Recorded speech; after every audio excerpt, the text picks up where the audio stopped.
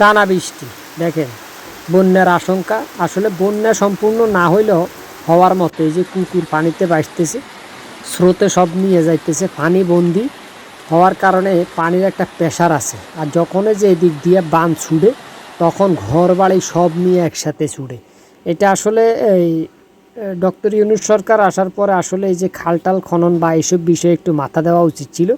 কারণ যে উনি আসার পরেই কিন্তু বন্যা হয়েছে, হ্যাঁ, হাসিনার পতনের পর এরপরে কিন্তু আপনার এই খাল খনন বা এইসব কাজে আসলে হাত দেওয়া উচিত ছিল। যদি দিত তাহলে অন্তত এই অবস্থা হইতো না। এই যে ফেনী, নোয়াখালী সহ আরও অনেকগুলো জেলাতে দেখা যায় পানি বন্দি, পানি যাতায়াতের কোনো রাস্তা নাই। তখন আপনার এই সমস্যাটা দেখা দিছে বন্যা। দেখা যায় কোনো পাশ শুকনা, পানি নাই টোটালি, ওইসব পাশে নালা টালা ঠিকমতো আছে, খাল খনন ঠিক আছে, এই জন্য পানি চলে গেছে, শুকনা আছে। আর যেসব জায়গাগুলো আবদ্ধ ওইসব জায়গাগুলো আসলে পানি গৃহবন্দী, ঘরে ঢুকছে, দোকানে ঢুকছে, হ্যাঁ। আবার দেখা যায় যে খালের মধ্যে ময়লা টয়লা পড়ে জাম হয়ে রয়েছে।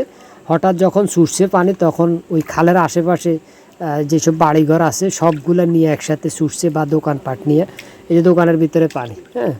অনেক জায়গায় দেখা যায় পানি উঠছে, আবার দেখা যায় সকালে পানি নামিয়েও গেছে ওই যে জায়গা ক্লিন করার কারণে। এই হলো গিয়ে অবস্থা ফেনী নোয়াখালীর বর্তমান।